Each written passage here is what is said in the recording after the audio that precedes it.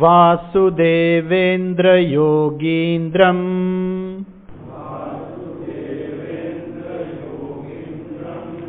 નત્વા જ્ઞાનપ્રદમ ગુરુમ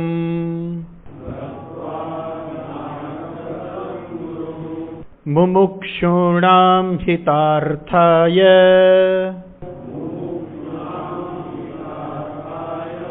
તત્વબોધોભિધીયતે.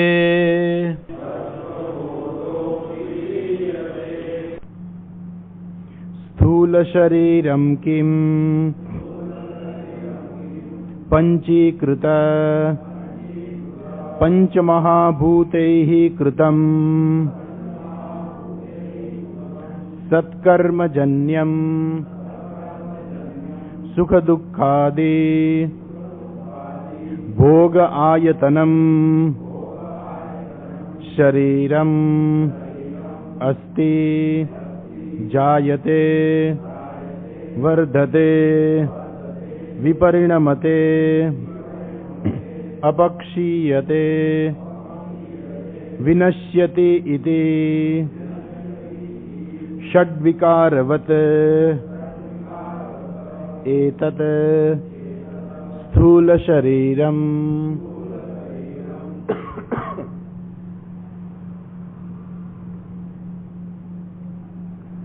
તત્વવિવેક કહ.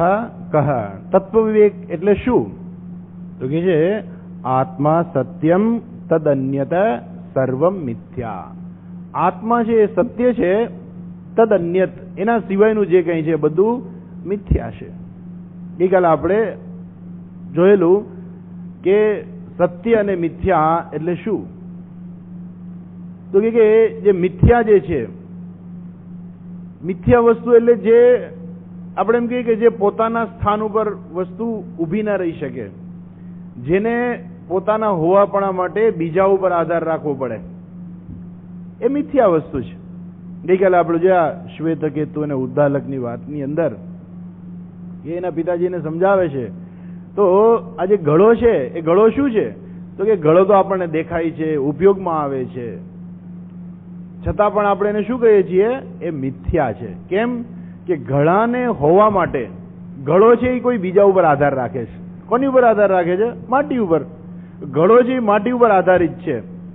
ઘડાનું વજન છે એ જ માટીનું વજન છે, અથવા તો આપણે એમ કહીએ કે માટીનું વજન છે એટલું જ ઘડાનું વજન છે.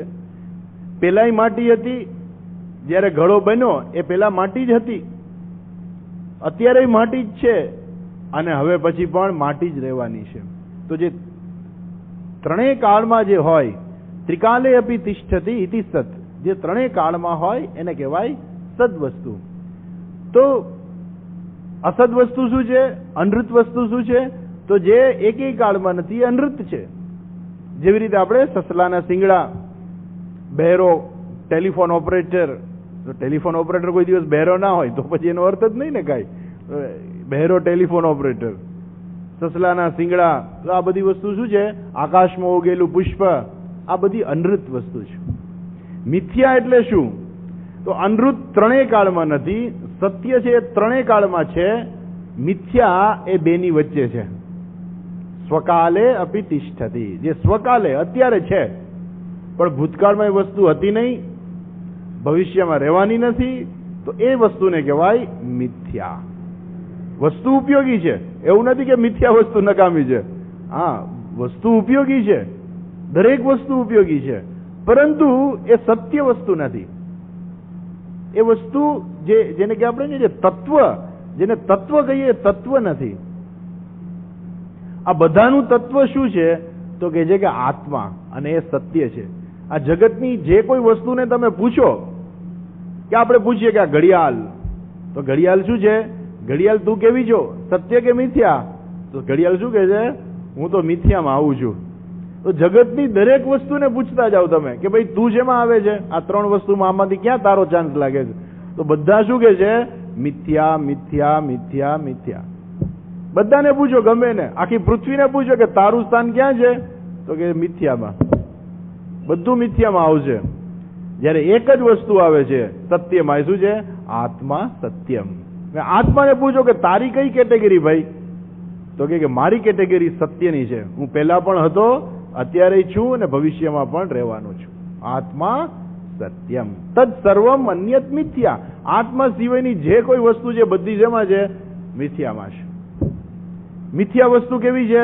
ભવિષ્યમાં ન રહેનારી, ભૂતકાળમાં હતી નહીં, અત્યારે માત્ર છે બસ. અને એનો વ્યવહારમાં ઉપયોગ પણ છે. વસ્તુ નથી એવી નહીં. સસલાના શિંગડા જેવું મિથ્યા નથી. રજ્જુ સર્પ છે એ શું છે? રજ્જુ સર્પ છે ખોટું જ્ઞાન છે. જો ઘણી વખત આપણને વસ્તુનું ખોટું પણ જ્ઞાન થતું હોય. જ્યારે સસલાના શિંગડા શું છે? એ અનૃત છે, એ ત્રણેય કાળમાં નથી. રજ્જુ સર્પ છે એ આપણને બીક દેખાડશે, પણ તમને સસલાના શિંગડાની બીક નહીં લાગે. કેમ કે છે જ નહીં, ત્રણેય કાળમાંથી તમે બીક ક્યાંથી લાગશે? પણ પેલું ખોટું જ્ઞાન જે છે એ ખોટું જ્ઞાન તમારા મનમાં ભય પણ ઉત્પન્ન કરશે, પણ એ જ્ઞાન જયારે સત્ય થશે ત્યારે ભય પણ જતું રહેશે. એ મિથ્યા વસ્તુ છે એ તમને શું કરે છે? તમને ભય પણ ઉપજાવશે અને તમને તમારી એની તરફ ખેંચશે પણ ખરી. મિથ્યા જ્ઞાન જેવી રીતે છીપલામાં ચાંદી જોવી. છીપલું પડ્યું હોય ને એમ લાગે ઓહ આ તો ચાંદી છે, દરિયા કિનારે ચાંદી આવી ગઈ. ક્યાંથી આવી ગઈ? કદાચ દરિયામાંથી તણાઈને આવી હશે ચાંદી. એટલે માણસ એની તરફ જાય. તો એ મિથ્યા જ્ઞાન છે, ભ્રાંતિ છે, એટલે એની તરફ જાશે. કેમ કે એ એને જોઈ છે, એમાં એને સુખ દેખાય છે એટલે જાય છે. અને રજ્જુ સર્પમાં શું છે? ત્યાં પણ ભ્રાંતિ જ છે, પણ ત્યાંથી ભાગ છે. કેમ? એનો એને ભય છે એટલા માટે થઈને. તો મિથ્યા જ્ઞાન વ્યક્તિને શું કરે છે? કાં તો એની તરફ ખેંચે, કાં તો એને દૂર બગાડે. અનૃત જે છે વસ્તુ એ તમને કંઈ કરશે નહીં. સસલાના શિંગડા તમને કોઈ દિવસ લાગવાનું નથી કે નાના સસલાએ શિંગડું માર્યું, એવું કોઈ દિવસ બનવાનું નથી. કેમ કે સ્વપ્નમાં કદાચ લાગી જાય.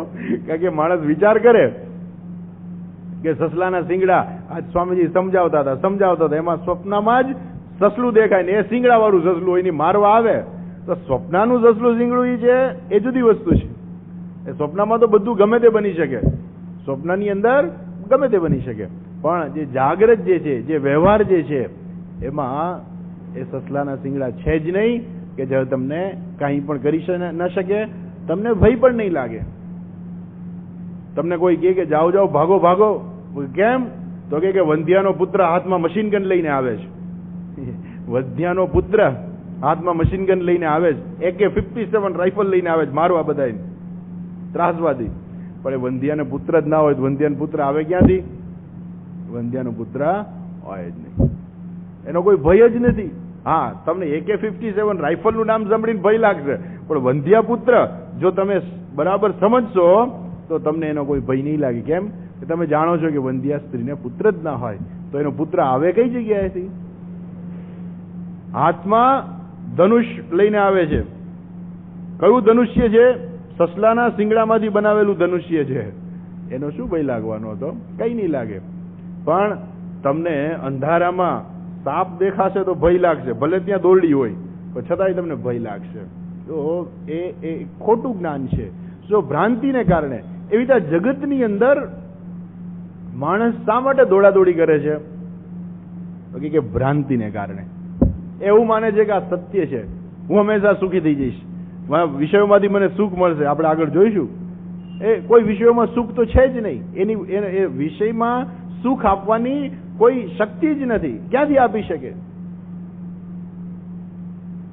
તો માણસ એની તરફ ખેંચાશે નહીં.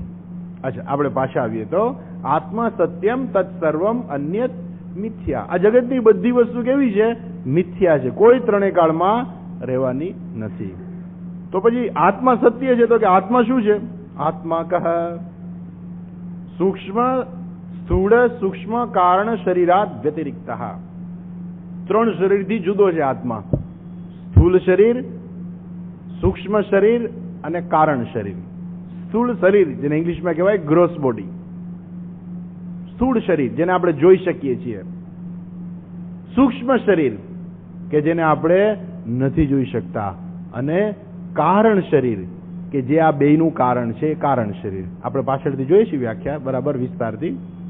પછી કે જે પંચકોશાતીત, 5 કોષથી જુદો છે આત્મા, એ પણ પાછળ જોઈશું.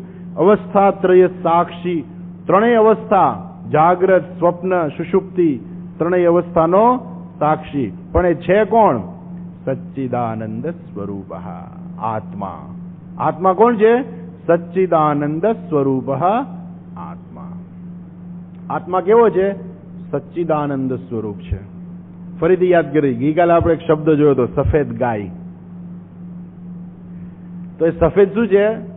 ગાયનું વિશેષણ છે. સફેદ ગાય, સફેદ હાથી, દાંતવાળો હાથી, દાંત વગરનો હાથી. તો એ બધા શું છે?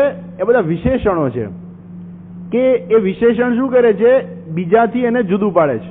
આપણે કહીએ કે સફેદ ગાયને તમે લઈ આવો, એનો અર્થ શું થયો? કે ત્યાં બીજી એવી ગાય છે કે જે સફેદ નથી. એમાંથી તમે એ સફેદ ગાયને જુદી કરી અને તમે સફેદ ગાયને લઈ આવો અહીંયા, કેમ કે બીજી ગાયો છે. એવી રીતે આત્મા કેવો છે? સચ્ચિદાનંદ સ્વરૂપ. તો આ સચ્ચિદાનંદ શબ્દ છે શું? સચ્ચિદાનંદ છે કે વિશેષણ છે આત્માનું? તો કે વિચાર કરવો પડે. કેમ કે વિશેષણ હોય તો વિશેષણ તમે એના માટે જ વાપરી શકો કે એવી કોઈ બીજી વસ્તુ જુદી હોય તો તમે એને વિશેષણમાં વાપરી શકો. જેવી રીતે આપણે એમ કહીએ કે લાલ ગુલાબ. તો લાલ ગુલાબની અંદર લાલ શું છે? તો કે લાલ જે વિશેષણ છે ગુલાબ માટેનું. કેમ? સફેદ ગુલાબ હોય, પીળું ગુલાબ હોય, કાળું ગુલાબ હોય. તો ગુલાબ અનેક પ્રકારના આવતા હોય. આપણે કહીએ લાલ ગુલાબ, તો લાલ છે એ વિશેષણ બની જાય. આપણે કહીએ સચ્ચિદાનંદ સ્વરૂપ આત્મા. આત્મા કેવો છે? સચ્ચિદાનંદ સ્વરૂપ છે. તો એક બીજો પણ એવો આત્મા હોવો જોઈએ. જો આપણે વિશેષણ તરીકે લઈએ તો એક બીજો એવો આત્મા હોવો જોઈએ કે જે સચ્ચિદાનંદ સ્વરૂપ ના હોય. આપણે એમ કહીએ કે સફેદ ગાય તમે લઈ આવો, એનો અર્થ શું થયો? કે એવી બીજી કોઈ ગાય હશે કે જે સફેદ નહીં હોય. જ્યારે આપણે એમ કહીએ કે આત્મા કેવો? તો કે સચ્ચિદાનંદ સ્વરૂપ. તો સચ્ચિદાનંદ સ્વરૂપ આત્મા હોય તો એનો અર્થ એવો થયો કે કોઈ બીજો આત્મા હોવો જોઈએ કે જે સચ્ચિદાનંદ સ્વરૂપ કદાચ ન પણ હોય. તો આ સચ્ચિદાનંદ સ્વરૂપ આત્મા જે છે એ શું સૂચવે છે? તો કે અહીંયા એ શબ્દ છે વિશેષણ નથી આત્માનું. એ શું છે? એનું લક્ષણ છે. તો લાલ ગુલાબ આપણે જયારે કહીએ, લાલ ગુલાબ, આ ગુલાબની પાંદડી કેવી છે? લાલ ગુલાબની પાંદડી, બરાબર છે.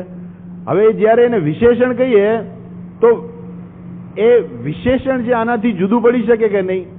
તો કે આ જુદું પડી શકે. ગુલાબ અને લાલ એ બેન તમે જુદા પાડી શકો. કેમ કે લાલ કલર તમને કંઈક બીજે જોવા મળે. લાલ થેલી પણ તમે કહી શકો, લાલ ચોપડી પણ કહી શકો, લાલ કિતાબ. ભેજા લોકો નીકળી પડે છે, લાલ કિતાબ. તો એ બધું નીકળી આવે. પણ એ લાલ જે છે એ વસ્તુ, એ વિશેષણ છે તમને ક્યાંક બીજે પણ જોવા મળે. સફેદ આપણે કહીએ સફેદ ગાય, પણ સફેદ છે કલર જે છે સફેદ તમને બીજે પણ જોવા મળે. સફેદ હાથી છે, સફેદ કૂતરો છે, સફેદ બીજી ઘણી જગ્યાએ, સફેદ મકાન છે, સફેદ કાર છે. વિશેષણ તો ઘણી જગ્યાએ જોવા મળે. એવી રીતે સચ્ચિદાનંદ સ્વરૂપ આત્મા જે છે, તો આ સચ્ચિદાનંદ સ્વરૂપ છે બીજે ક્યાંય લાગુ પડે? તો કે ના, લાગુ ન પડે. કેમ? લક્ષણ અને વિશેષણમાં બે મોટો ભેદ છે. વિશેષણ છે એ વિશેષ્યથી જુદું પડી શકે, પણ લક્ષણ ક્યારેય લક્ષ્ય જે છે એનાથી છૂટું ના પડી શકે. જેવી રીતે આપણે એમ કહીએ કે અવકાશ પ્રદાતૃ આકાશ. આકાશ કેવું છે? અવકાશ પ્રદાતૃ. બધાને શું કરે છે? રહેવા માટેની જગ્યા આપે છે. અવકાશ સ્થાન આપે છે, જગ્યા આપે છે. આકાશ શું કરે છે? જે બધાને રહેવા માટેની જગ્યા આપે એનું નામ આકાશ. હવે અવકાશ પ્રદાતૃ જે છે એને વિશેષણ કહેવાય કે લક્ષણ કહેવાય? તો કે જો આપણે વિશેષણ કહીએ તો એ સિવાય બીજું કોઈ આકાશ છે? અથવા તો બીજી કોઈ એવી વસ્તુ છે કે જે અવકાશ પ્રદાતૃ હોય? જેમ કે લાલ કલર છે, આપણે એક જગ્યાએથી બીજી જગ્યાએ લઈ જઈ શકીએ. લાલ ગુલાબ, બરાબર, લાલ ચોપડી, લાલ કિતાબ. તો એ લાલ એક જગ્યાએથી બીજી જગ્યાએ શબ્દ ગયો, વિશેષણ છે બીજે ગયું. હવે અવકાશ પ્રદાતૃ આકાશ એ કે બીજે જઈ શકે? બીજી કોઈ એવી વસ્તુ છે કે જે અવકાશ પ્રદાતૃ હોય? ના. તો જ્યારે શાસ્ત્ર અહીંયા શબ્દ વાપરે છે સચ્ચિદાનંદ સ્વરૂપ આત્મા, તો એ સચ્ચિદાનંદ સ્વરૂપ એ શું છે? તો કે વિશેષણ છે કે લક્ષણ છે? તો કે અહીંયા વિશેષણ નથી, લક્ષણ છે. અને લક્ષણ જે હોય એ બીજે ક્યાંય જોવા ન મળે. એ લક્ષણ હંમેશા એનું જે લક્ષ્ય જે છે એની સાથે જ હોય. અવકાશ પ્રદાતૃ આકાશ, તો એ અવકાશ પ્રદાતૃ એનું લક્ષણ છે આકાશનું, અને એ બીજે ક્યાંય જોવા ના મળે. એવી રીતે સચ્ચિદાનંદ સ્વરૂપ આત્મા, તો એ સચ્ચિદાનંદ સ્વરૂપ એ ક્યાંય બીજે જોવા ન મળે, અને એટલા માટે એ એનું લક્ષણ બની જાય છે. સત ચિત આનંદ સ્વરૂપ આત્મા એનું લક્ષણ છે, અને લક્ષણ હંમેશા એની સાથે જ હોય. એટલે આત્મા ક્યારેય દુઃખી ન બની શકે. જે સચ્ચિત આનંદ સ્વરૂપ આત્મા છે એ ક્યારેય અસત્ય ન બની શકે, ક્યારેય અચિત્ત ન થઈ શકે, અને ક્યારેય દુઃખ સ્વરૂપ ના થઈ શકે. આત્મા હંમેશા કેવો હોય? સચ્ચિત આનંદ સ્વરૂપ. આત્મા એટલે હું ખરું કે નહીં? તો કે હા, હું આત્મા જ છું. હા, તો આત્માનું લક્ષણ છે શું છે? સચ્ચિદાનંદ સ્વરૂપ. પણ તો મારા જીવનમાં તો દુઃખ આવે એનું શું? આત્મા જો સચ્ચિદાનંદ સ્વરૂપ હોય તો મને હંમેશા સુખ જ મળવું જોઈએ, તો કેમ નથી થતું? તો કે એનું કારણ જુદું છે. મને કાયમ કેમ સુખ નથી મળતું? દુઃખ જ દુઃખ આવ્યા જ રાખે છે. ખરેખર સુખ જ ઓછું આવે છે, દુઃખ જ વધારે આવે છે. સુખ તો ક્યારેક દેખાય, બાકી મોટા ભાગે દુઃખ જ આવતું હોય છે. તો કે એનું કારણ આત્મા નથી, એનું કારણ તો મન છે. આત્મા તો સચ્ચિદાનંદ સ્વરૂપ જ છે, પણ પેલું મન જે છે આપણું મન સાથેનું તાદાત્મ્ય થઈ જાય છે. જો મનમાં દુઃખની વૃત્તિ ઉત્પન્ન થાય એટલે આપણે કહીએ કે હું દુઃખી છું. મનમાં ગુસ્સો આવે તો કે હું ગુસ્સે થયો છું. મનમાં લોભ વૃત્તિ હોય તો કે હું લોભી છું. આ વૃત્તિ બધી મનમાં જ આવવાની છે. એટલે માણસ મન સાથે તાદાત્મ્ય કરી દે ત્યારે શું થાય છે? એ દુઃખાકાર વૃત્તિ પણ ઉત્પન્ન થાય છે. એવી જ રીતે સુખાકાર વૃત્તિ પણ ઉત્પન્ન થાય છે. પણ આત્મા એ વૃત્તિથી જુદો છે, જે સત ચિત અને આનંદ સ્વરૂપ. તો અહીંયા સચ્ચિદાનંદ સ્વરૂપ શું છે? આત્માનું લક્ષણ છે. લક્ષણ કોઈ દિવસ એનાથી દૂર ન થઈ શકે. એટલે આત્મા હંમેશા સચ્ચિદાનંદ સ્વરૂપ જ રહે, એનું લક્ષણ છે. ગઈકાલે આપણે જોયું સ્થૂલ શરીરમ કિમ. સ્થૂળ શરીર કોને કહેવાય? પંચીકૃત પંચમહાભૂતૈ કૃતમ. પંચીકૃત એટલે જેનું સ્થૂળીકરણ થયેલું છે, જે સ્થૂળ પંચમહાભૂત છે, એ પંચમહાભૂતમાંથી બનેલું આ સ્થૂળ શરીર છે. સ્થૂળ પંચમહાભૂત એટલે આકાશ, વાયુ, અગ્નિ, જળ અને પૃથ્વી. એ પંચમહાભૂત જે સ્થૂળ જે છે એમાંથી બનેલું આ સ્થૂળ શરીર છે. સત્કર્મજન્યમ. આ શરીર બધાને પ્રાપ્ત નથી થતું. જેણે સત્કર્મ એટલે પુણ્ય કર્મો કર્યા હોય અને પાક્યા હોય એને જ મનુષ્ય શરીર મળે છે. મનુષ્ય શરીર પાછું કેવું છે? બેલેન્સ વાળું છે થોડુંક. દેવતાનું જે શરીર છે એ તો માત્ર ને માત્ર પુણ્ય પાકે તો દેવતાનું શરીર મળે. માત્ર ને માત્ર પાપ પાકે તો પશુનું શરીર મળે. પરંતુ મનુષ્યનું શરીર કેવું છે? વચ્ચેનું છે. પાપ અને પુણ્યનું મિશ્રણ પાકે. ખાલી પુણ્ય પણ નહીં, પાપ પણ પુણ્ય વધારે હોય. સત્કર્મજન્યમ, સારા કર્મો કર્યા હોય ઘણા બધા ત્યારે. પણ એ સારા કર્મોની અંદર પણ પાછું શું છે? પેલો રેશિયો હોય. જેવી રીતે પેલા આ લોકો લેબોરેટરીની અંદર પ્રયોગ કરતા હોય છોકરાઓ. પછી પ્રયોગ કરે, પેલો એસિડ અને બેઝને ભેગા કરે, પછી એનું માપ હોય કે આ 10 ml એસિડ હોય એમાં સામો 9 ml બેઝ આવે એટલે એનો કલર બદલી જાય. એસિડ અને બેઝ આમ તો કલર વગરના હોય, પણ એ ભેગા થાય, એમાં પેલો ઉત્સેચક ને નાખી દે, પણ એ બે ભેગા થાય એટલે એનો કલર બદલી જાય. હવે એ કલર બદલે એની પાછી રેન્જ હોય કે અમુક જ્યાં સુધી અમુક નાખે જ રાખે તો કલર બદલે નહીં કઈ. 10 ml હોય, 9 ml ની લિમિટ હોય તો 5 ml ની અંદર 5 ml પેલું નાખે, 10 ml એસિડમાં 5 ml બેઝ નાખે, તો એમ ન થાય કે જરાક આછો કલર દેખાય છે. હવે એવો આછો કલર દેખાય નહીં, જરાય ન દેખાય, એમ લાગે કે આમાં તો કઈ નાખ્યું જ નથી. 8 ml નાખી દે તોય કઈ ન થાય. પછી ધીમે ધીમે ધીમે ધીમે પછી એના સાહેબ કે હવે એક એક ટીપું નાખજો, એક ટીપું એવું આવશે કે કલર બદલી જશે તરત જ. એક ટીપું એટલે એક રેન્જ એવી આવે કે જેવું એ ટીપું અંદર પડે એની સાથે જ એ આખા લિક્વિડનો જે કલર છે આખો ગુલાબી થઈ જાય. એક જ ટીપું, પણ એક ટીપાથી કલર બદલતો નથી, આગલા બીજો જે અંદર બેઝ નાખ્યો છે એને કારણે જ એ બદલી જાય છે. એમ મનુષ્યનું શરીર છે એક લિમિટ વાળું છે કે અમુક પ્રકારનું પાપ હોય તો એને પ્રાણીનું જ શરીર મળે, પણ અમુક પ્રકારથી ઓછું કંઈક પાપ હોય અને એની સાથે પાછું કંઈક પુણ્ય પણ હોય, તો એ બેની એક રેન્જ હોય.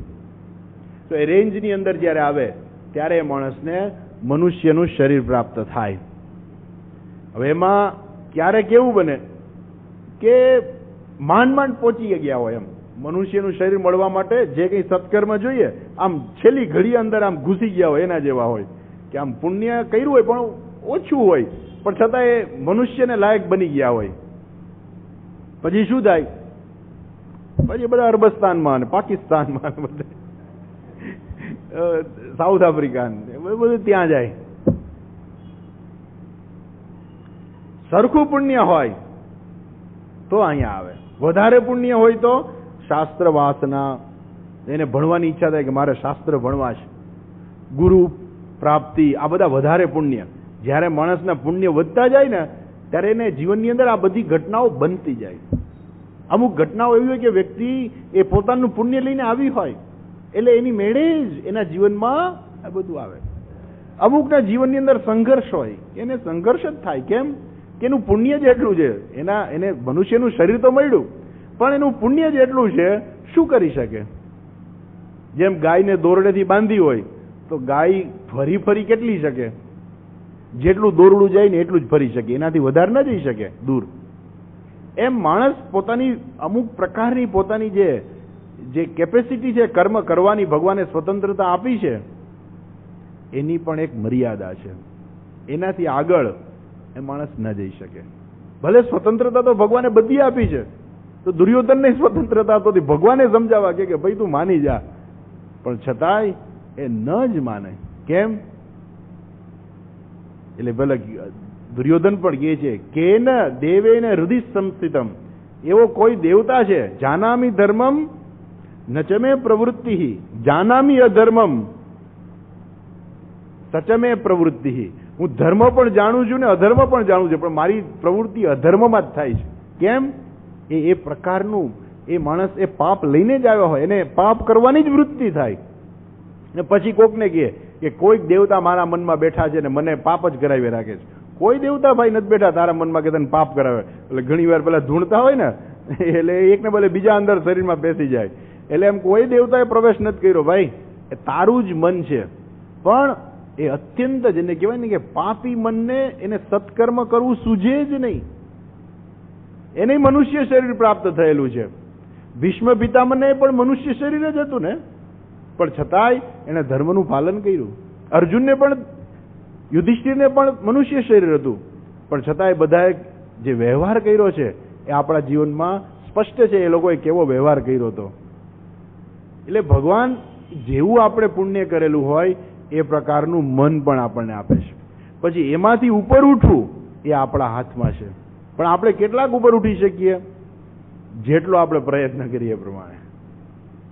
જેટલો પ્રયત્ન કરીએ એ પ્રમાણે આપણે ઉપર પણ ઉઠી શકીએ. પણ એની મર્યાદા મેં તમને કહું કે એ અરબસ્તાનમાં જન્મ થયો હોય બિચારાને ગીતા જોવાય ન મળે, ભણવાની તો ક્યાં વાત રહી. એને ગીતાના દર્શને તમારી જાણ માટે આ અરબસ્તાનની અંદર આપણા પુસ્તકો લઈ જવાની મનાઈ છે. માત્ર ને માત્ર કુરાન એક જ.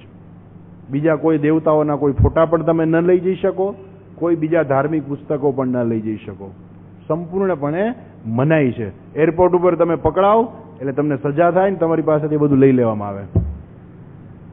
તો એના પાપ પાયકા હોય તો ત્યાં જાય ને ગીતાના દર્શન, ભણવાની તો વાત એક બાજુ રહી, દર્શન એ ન થઈ શકે.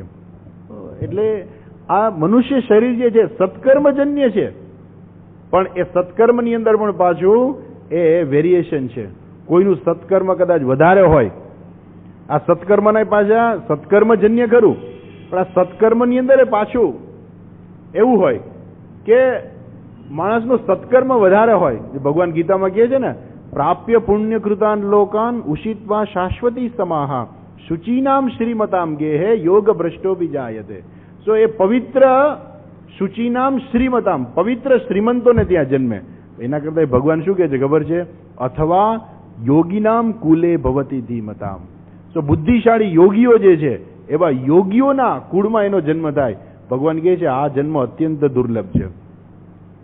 એ યોગીઓના ઘરમાં પૈસા સંપત્તિ નહીં હોય, એ શ્રીમંત નહીં હોય, એ ગરીબ હશે, પણ છતાંય ભગવાન કહે છે કે એ જન્મ વધારે દુર્લભ છે.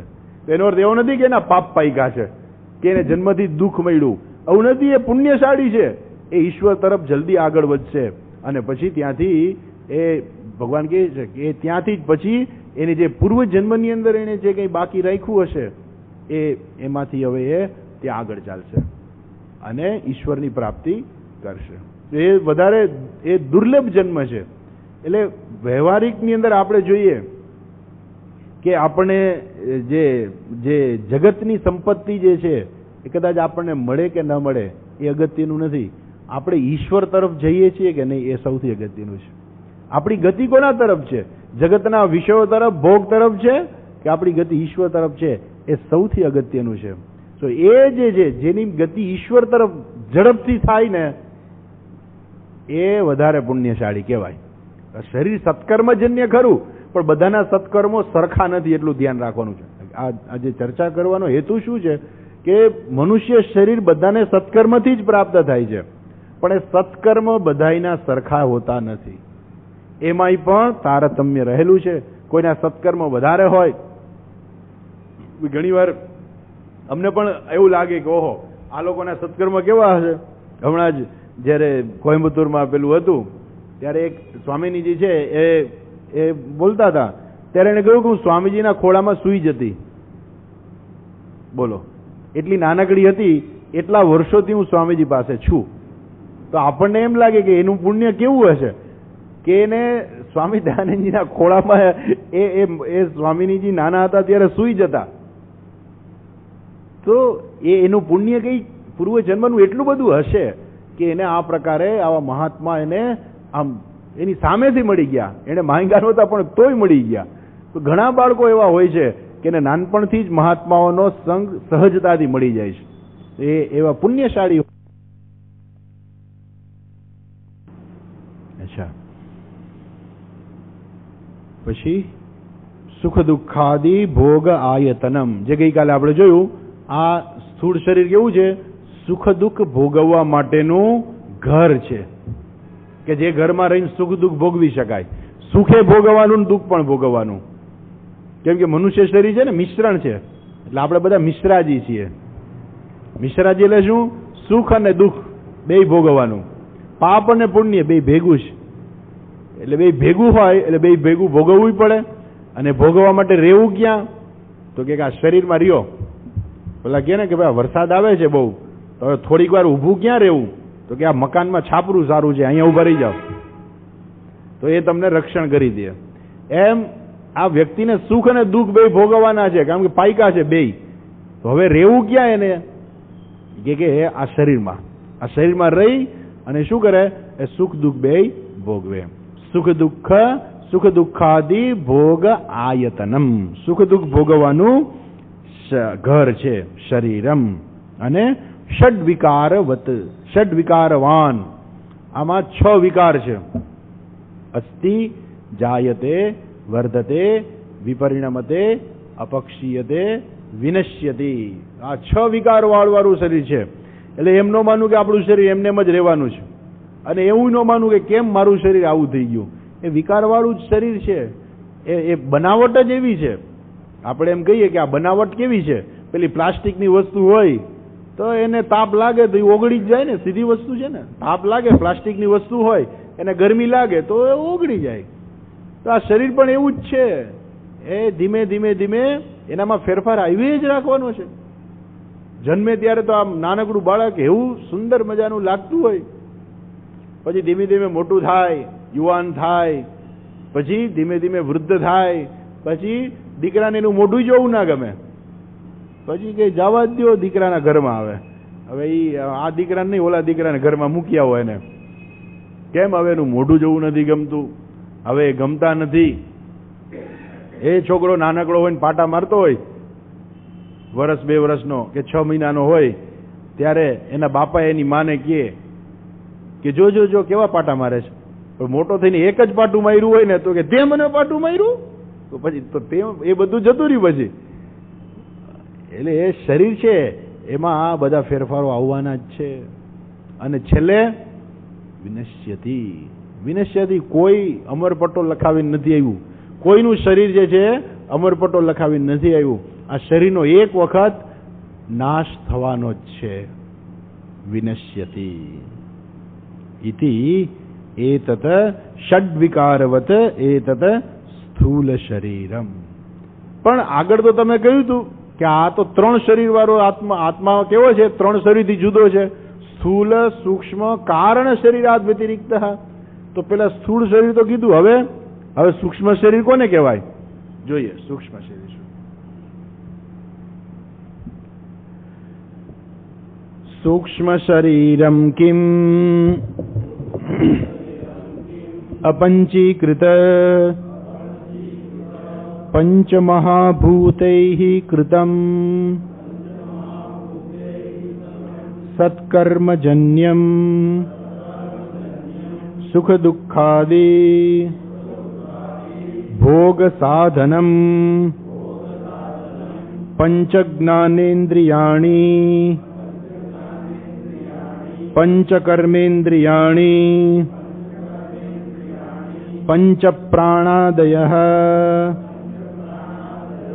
મનશ્ચૈકમ બુદ્ધિશ્ચૈકા એવં સપ્તદશકલાભિઃ સહ યત્તિષ્ઠતિ તત્સૂક્ષ્મ શરીરમ. આ સૂક્ષ્મ શરીર કોને કહેવાય? તો કે છે અપંચીકૃત પંચમહાભૂતૈઃ કૃતમ. અપંચીકૃત, જેનું પંચીકરણ નથી થયું, જેનું સ્થૂળીકરણ નથી થયું, જે જોઈ નથી શકાતા એવા પંચમહાભૂત જે છે, એવા પંચમહાભૂત વડે બનેલું. સત્કર્મજન્યમ, સત્કર્મમાંથી, સત્કર્મ વડે ઉત્પન્ન થયેલું. સુખ દુઃખાદિ ભોગ સાધનમ, સુખ દુઃખ ભોગવવાનું સાધન છે. અને એમાં કોણ કોણ છે? આ સૂક્ષ્મ શરીરની અંદર શું શું રહેલું છે? પંચ જ્ઞાનેન્દ્રિયાણી, 5 જ્ઞાનેન્દ્રિયો, પંચ કર્મેન્દ્રિયાણી, 5 કર્મેન્દ્રિયો, પંચ પ્રાણાદયઃ, 5 પ્રાણ વગેરે, મનઃ ચ એકમ, એક મન, અને બુદ્ધિશ્ચૈકા, અને એક બુદ્ધિ. તો ટોટલ કેટલા થયા? 17. એવમ સપ્તદશ કલાભિઃ સહ. આ 17 અવયવો વાળું, 17 કલાઓ વાળું, સપ્તદશ, સપ્તદશ એટલે 7 અને 10, 17 થયા. કલાભિઃ સહ યત્તિષ્ઠતિ, જે રહેલું છે, તત્ સૂક્ષ્મ શરીરમ, એને સૂક્ષ્મ શરીર કહેવામાં આવે છે. જોઈએ અપંચીકૃત પંચમહાભૂતૈઃ કૃતમ. પંચીકૃત એટલે ભેગા મળેલા, સ્થૂળીકરણ જેનું થયેલું છે. જેવી રીતે આપણે એમ કહીએ કે આપણે પાણીને જોઈ શકીએ છીએ, આપણે પાણી જોઈએ છીએ, અગ્નિને પણ જોઈ શકીએ છીએ, પૃથ્વીને પણ જોઈ શકીએ છીએ, પણ જે સૂક્ષ્મ જે છે એને આપણે નથી જોઈ શકતા. જે સ્થૂળ પંચમહાભૂત છે એને આપણે જોઈ શકીએ છીએ. જે આપણે આકાશ જોઈએ છીએ એ સ્થૂળ આકાશ છે. જે આપણે વાયુનો અનુભવ કરીએ છીએ, આપણને વાયુ કે ઠંડો છે, ગરમ છે, એ વાયુ જે આપણે અનુભવીએ છીએ એ વાયુ કેવો છે? સ્થૂળ વાયુ છે. પછી એવી જ રીતે પાણી જે આપણે જોઈએ છીએ એ સ્થૂળ પાણી છે. પછી પૃથ્વી છે એ સ્થૂળ પૃથ્વી છે. અગ્નિ છે જે આપણે જોઈએ છીએ સ્થૂળ અગ્નિ છે. પરંતુ આ બધા તત્વો સૂક્ષ્મ રૂપે રહેલા છે કે જેને આપણે જોઈ ન શકીએ. એટલે એને શબ્દ વાપરે છે સૂક્ષ્મ. જેમ સૂક્ષ્મ વસ્તુ આપણે ન જોઈ શકીએ, હાથમાં સૂક્ષ્મ બેક્ટેરિયા, વાયરસ રહેલા છે પણ આપણે ન જોઈ શકીએ, પણ છતાંય એને જોવા માટે આપણે કદાચ માઇક્રોસ્કોપ વાપરીએ તો જોઈ શકાય.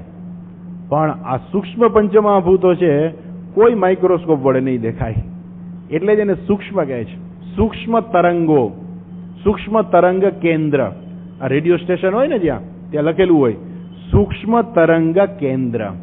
ત્યાંથી સૂક્ષ્મ તરંગો ઉત્પન્ન થાય છે. એ તરંગો આપણે ક્યારેય જોઈ ન શકીએ, ગમે એવા માઇક્રોસ્કોપ વાપરીએ તો એ તરંગો દેખાય નહીં, ખાલી એને અનુભવી શકાય. એ જ રીતે અહીંયા પણ પંચમહાભૂતો જે છે એ પંચમહાભૂતો કેવા છે? જે જોઈ ન શકાય એવા સૂક્ષ્મ છે. એવા સૂક્ષ્મ પંચમહાભૂતો વડે બનેલું છે આ શરીર. કયું શરીર? સૂક્ષ્મ શરીર.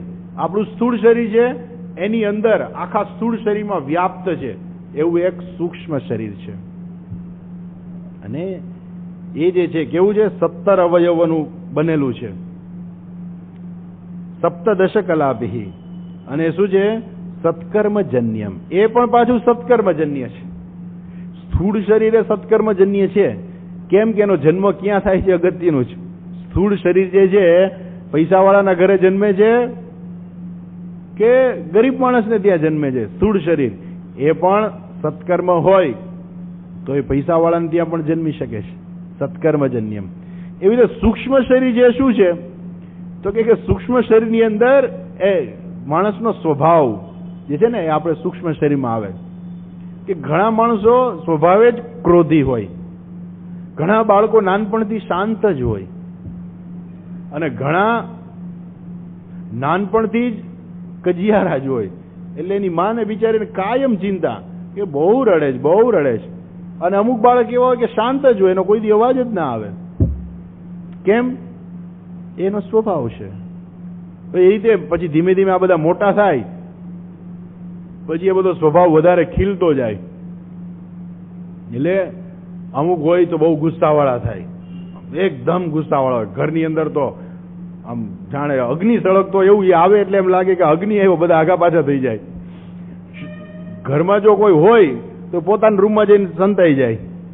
ઘરવાળી રસોડામાં જતી રહે, પેલા ભાઈ આવે ઓફિસેથી તો સાક્ષાત અગ્નિદેવ જાણે કે આવ્યા, એટલે ઘરવાળી રસોડામાં જતી રહે.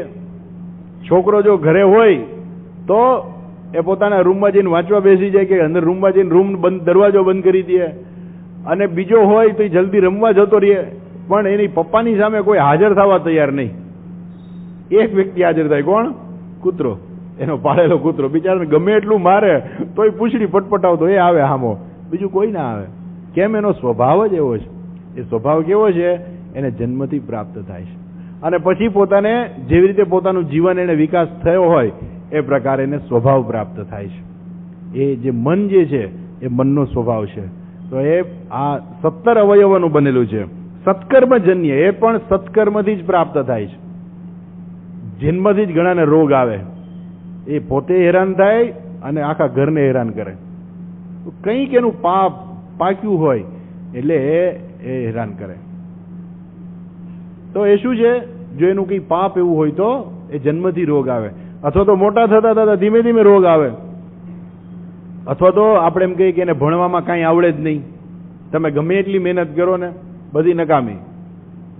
એને એક છોકરો સ્કૂલમાં ગયો તો એને સાહેબે ભણાવ્યું કે 8 + 2 = 10, 6 + 4 = 10, 5 + 5 = 10, 3 + 7 = 10, 9 + 1 = 10. પેલો છોકરો કે સાહેબ તમે કાલ નક્કી કરીને આવજો 10 કેમ થાય. કે કા તમે 5 + 5 = 10 કયો, ઘડીક તમે ફરતા જ જાઓ છો, ઘડી કયો કે 9 + 1 = 10, વળી કયો કે 8 + 2 = 10. એટલે તમે કાલ નક્કી કરીને આવજો કે 10 કેમ થાય છે. તો એનું મગજ જ એવું હોય કે એને કઈ ભણતર ચડે જ નહીં. પેલો કે એક વર્ષમાં 4 વર્ષ સુધી ભણીને રાખે. પણ જેવું પેલા તો એવું હતું ને કે પેલાના જમાનામાં શિક્ષકોને અધિકાર હતો છોકરાને પાસ કરવો કે નાપાસ કરવો. એ છોકરો જો બરાબર ભણતો ન હોય, હોશિયાર ના હોય, આવડતું ન હોય તો નાપાસ કરતા. એટલે શું થાય, એક વર્ષની અંદર એક ધોરણની અંદર 2 વર્ષ 3 વર્ષ કરે, પછી સાહેબને એમ થાય કે હવે તો આને આગળ જાવ દે, હું તો છૂટું, એટલે એમ કરીને ધક્કો મારી દે. આજે એવું નથી, આજ તો છોકરો ગમે એમ વયો જાય. અમારે જ આવી ગયો ને એક છોકરો 5 ધોરણ પાસનું સર્ટિફિકેટ લઈને આવ્યો, 1 થી 10 બોલતાય ન આવડે. તું 5 ધોરણ કેવી રીતે ભણ્યો, સર્ટિફિકેટ કેવી રીતે આપ્યું? એટલે પહેલાના જમાનામાં ભણતર બહુ પાવરફુલ હતું. એટલે માણસ 6 ચોપડી ભણ્યા હોય કે 8 ચોપડી ભણ્યા હોય તો એનામાં કેટલું એને આવડતું હોય. હવે આજે તો 8 ચોપડી વાળાને નથી વાંચતા આવડતું હતું. એટલી હદે એ ભણતર જે છે આજે એ ઓછું થઈ ગયું છે. પણ એ સ્ટાન્ડર્ડ પ્રમાણે કોઈ ભણતર હવે નથી રહ્યું. ગવર્મેન્ટે નિયમ કરી દીધો છે કે 9 ધોરણ સુધી કોઈ નાપાસ કરવાના જ નહીં, બધાને પાસ જ કરી દેવાના, સ્કૂલમાં આવે એટલે પાસ કરી દેવાના. પણ હવે પેલા તો એવું હતું કે નાપાસ થાય તો એક ધોરણમાં 2 વર્ષ 3 વર્ષ કરે, પછી પાછું એમ કે અમારા ઘરમાં ભણતર ચડ્યું તો મને એકલાને જ ચડ્યું છે, એટલે બીજા કેવા છે તો તમે વિચાર કરી લ્યો હવે. એટલે આ બધું જે છે સત્કર્મજન્યમ. સારા કર્મો કર્યા હોય તો બુદ્ધિ પણ એવી પાવરફુલ ભગવાન આપે. જન્મથી જ એને મળે પાવરફુલ બુદ્ધિ પણ મળે. એનો જન્મ પણ એવી જગ્યાએ જાય કે જ્યાં સુખ હોય. જન્મથી પછી માતા પિતાને પણ સુખ થાય. દુર્યોધનનો જન્મ થયો હતો ત્યારે આખા ગામના ગધેડા ને કૂતરા ભોંકવા માંડ્યા હતા. ત્યારે ધૃતરાષ્ટ્રએ બોલાવ્યું જ્યોતિષને કે મારા દીકરાનો જન્મ થયો, જરાક આ બધા અપશકોનો થાય છે, જરાક એના જન્માક્ષર જોઈને જરાક જોશ તો જુઓ કેવો છે. તો મહારાજ, તમારો દીકરો કપાતર થવાનો છે, તમારા એક દીકરાને કારણે તમારા આખા કુળનો નાશ થવાનો છે, અને તમે જો આ એક દીકરાને છોડી દેશો, એનો ત્યાગ કરશો તો તમારું આખું કુળ પણ બચી જશે. પણ ધૃતરાષ્ટ્રએ ન છોડ્યું, પહેલેથી દુઃખી થયા અને મૃત્યુ સુધી એ દુઃખી જ રહ્યા. કેમ? પુત્ર આસક્તિને કારણે. પુત્ર આસક્તિ ધૃતરાષ્ટ્ર સાક્ષાત એનું પાત્ર છે. પુત્ર આસક્તિ તમારે કોની જે જોવી હોય તો ધૃતરાષ્ટ્ર. પુત્ર આસક્તિને કારણે એ દુઃખી થયા અને બીજાને પણ દુઃખી કર્યા. ભગવાન જયારે શાંતિના દૂત બને ગયા ત્યારે ભગવાને કહ્યું હતું કે મેં મારા સગા મામાને મેં માર્યા છે, એ અધર્મના રસ્તે હતા, મેં એને માર્યા છે. ધૃતરાષ્ટ્રને કહે છે કે હું તમારા દીકરાને મારવાનું નથી કહેતો, ખાલી તમે તમારા દીકરાને જેલમાં તો પૂરી દો, તમારું ના માનતો હોય તો. પણ ધૃતરાષ્ટ્ર એટલું ના કરી શક્યા, નહીં તો મહાભારતનું યુદ્ધ કદાચ ન થયું હોત. પણ એ જન્મથી જ પાપ લઈને આવ્યો હતો. તો સત્કર્મજન્ય એટલે માણસના એ પુણ્ય અને પાપ બધા ભેગા જ હોય છે. સત્કર્મ એટલે માત્ર ને માત્ર સત્કર્મ નહીં તો દેવતા બની જાય. સત્કર્મ એટલે બધું સાથે આવે. એ પ્રકારનું મન મળે, એ પ્રકારની એની ઇન્દ્રિયો પણ મળે. બુદ્ધિ પાવરફુલ હોય, મન એનું પાવરફુલ હોય, આંખ કાન બધા પાવરફુલ હોય, તો એ સત્કર્મજન્યમ. એ સત્કર્મમાં પણ તારતમ્ય હોય છે. સત્કર્મજન્યમ સુખ દુઃખાદી ભોગ સાધનમ. હવે અગત્યનું જો, ઓલું ઘર હતું, રહેવા માટેનું ઘર હતું. હવે આ શું છે? સુખ દુઃખ ભોગવવા માટેનું સાધન છે. હા, એટલે માણસને સુખ દુઃખ ભોગવવા હોય તો એ સ્થૂળ શરીરથી કંઈ ભોગવતા નથી. આ સ્થૂળ શરીર તો કેવું છે? એ તો જડ છે, એમાં સૂક્ષ્મ શરીર રહેલું છે, એટલે બધા અનુભવો થાય છે. એટલે માણસને જે ગમતું હોય એ પ્રકારે એ માણસ એ ભોગ કરશે. એને સંગીત ગમતું હોય તો એ સંગીત સાંભળશે. આ ભલે આપણે આ કાન કહીએ, પણ આ તો શું છે? આ તો ગોલક છે ખાલી. જે માણસને સંગીત ગમતું હોય એ પેલી કર્ણેન્દ્રિય જે છે એ સાંભળે છે, અને માણસ ખુશ થાય કે આહા કેવું સુંદર મજાનું સંગીત છે. એ બધી ઇન્દ્રિયો છે એ શું કરશે? એ પ્રકારે એ મન, એના દ્વારા એ મન સુખી અને દુઃખી થતું હોય છે.